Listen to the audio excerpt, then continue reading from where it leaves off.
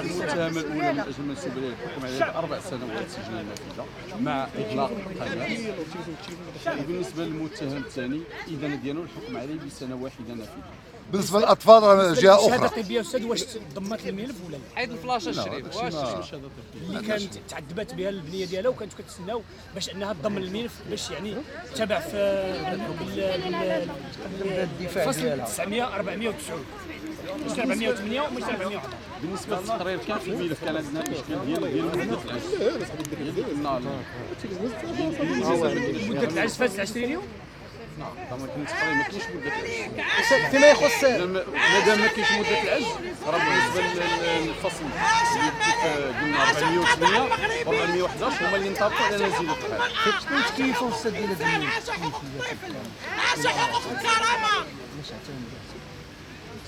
جميع النقاط اللي كانوا في المناقشه محاضر الضبيطه القضائيه وكل شيء. ما خداتهم حيدتها من براءة من التجريم. من اجل المنسوب اليه ما كانش براءه. ما كانش براءة. ولا داك جميع التهم كانت ادانه فيها من اجل المنسوب. فيما يخص اغلاق القناه استاذ يعني كان تم الحكم باغلاق القناه تم الحكم باغلاق. شو بلايص خدموا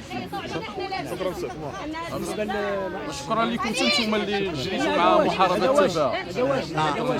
شنو هو الراي ديالكم استاذ نتوما كممثلين ديال المطالبين بالحق المدني في هذا الحكم هذا؟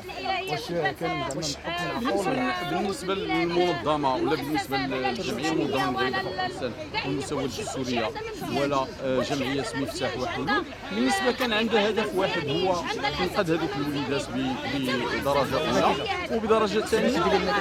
راه المغاربه كلهم كانوا مش نقولوا خداو حمله ولكن خداو قرار من اجل محاربه التفاهه.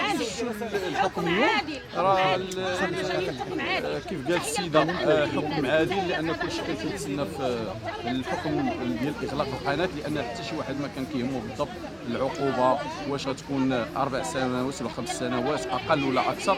اللي كان كيهم هو فعلا كانت ادانه بمعنى ملي كتكون ادانه كيتبين ان القراءه ديال السيد الوكيل المالي بانها كانت صائبه واهم حاجه اللي هو الملتمس الحكيم ديال السيد الوكيل المالي طالب القناه. هذه نقطه كانت قليل اللي كنتكلموا عليها وفعلا المحكمه ضمنت في الحكم ديالها اغلاق القناه.